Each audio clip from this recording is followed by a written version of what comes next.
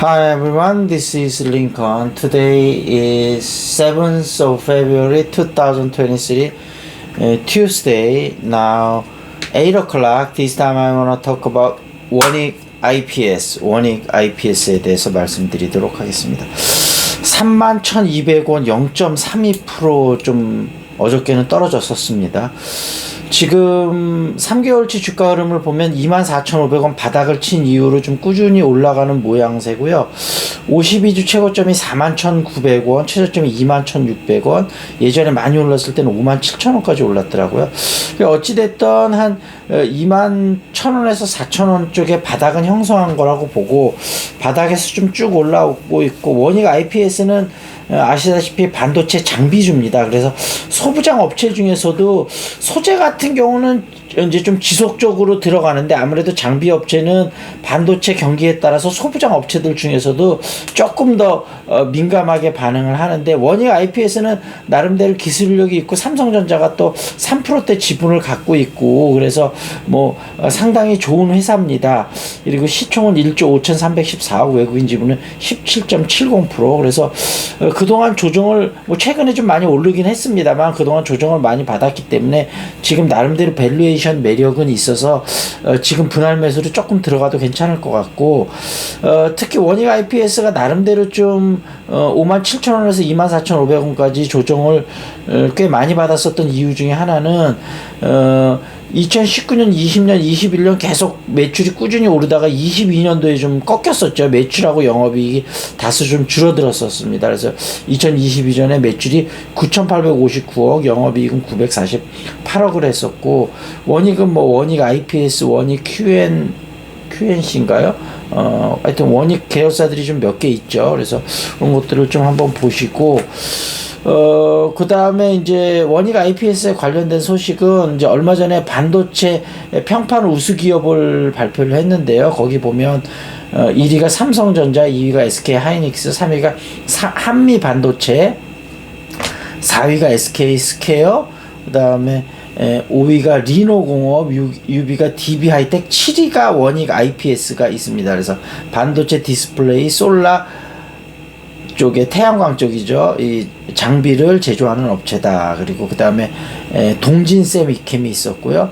그 다음에 네온테크, 그 다음에 하나마이크론, 제주반도체, 신성 ENG, 유진테크, 솔브레인, 그 다음에 주성엔지니어링, 해성 DS, 하나머트리얼즈, 이런 회사들이 쭉 있었습니다. 그래서 리노공업 같은 경우는 검사 소켓 만드는 회사고, DB하이텍은 8인치 반도체, 차량용 반도체 많이 만드는 회사고, 동진 세미캠 같은 경우는 이게 식각 파트인가? 식각 파트에 실리콘 파트를 많이 만드는 회사고요. 그 다음에 네온테크는 절단 장비, 그 다음에 제주 반도체는 그 휴대폰 같은데 메모리 반도체 만드는 회사고, 유진테크는 전공정 프로세스, 그 다음에 솔브레인은 반도체에 쓰이는 화학 제품을 많이 만드는 회사고, 하나머트리얼즈는 실리콘 링이라든지 그런 거를 많이 만드는 회사고, 해성 DS는 패키지, 서브스트레이트, 리드 프레임 이런 거 만드는 회사죠. 뭐 이 정도로 정리를 좀 하겠습니다. 어찌됐든 원익 IPS 지금 충분히 투자해 볼 만한 자리니까 관심을 좀 가져주시면 좋을 것 같고요. 어제자 신문 시사 이슈 좀 보겠습니다. 대통령이 안철수 후보에게 돈 없는 무례의 극치다, 대통령 안철수 비판했다. 그래서 어제 안철수 후보가 좀 어제는 좀 여러 가지를 자제하고 좀 숙고에 들어간 모습이었고요. 미국이 중국 정찰 풍선 격추, 미중 관계 급냉된다. 역대 최대 무역 적자에도 코스피는 봄바람. 어제는 좀 많이 떨어졌었습니다. 경제 이슈 좀 한번 보죠. 경제 이슈는 수출 랭골, 미국 중국발 훈풍에도 증시는 온기가 분다. 어제는 아니었고요. 일자리 폭증, 셈법 복잡해진 페드. 신규 일자리 증가폭이 크게 늘어서 야, 이거 경기가 꺾이는 건 아니지 않나 이런 의견이 있어서 좀 그런 얘기가 있었고요. 전기차 연료비 더 든다 뭐 이런 얘기 있었고요. 디스인플레 선언했는데 일자리 폭증 셈법 복잡해진 페드. 그리고 관치인가 견제인가 금리 인사까지 금융당국 입김이 들어갔다. 은행열 수수료 영원 확대 대출금리도 인하 경쟁이다 그랬고요. 택시비 부담스럽다면 카쉐어링 업체들 틈새 마케팅. 한국 맥도날드 3년 연속 적자다 이런 얘기 나왔고요. 동원이 맥도날드 인수를 추진하고 있다 그랬고요. 수소 운반 저장 난제 해결 암모니아 이제 귀한 몸이다.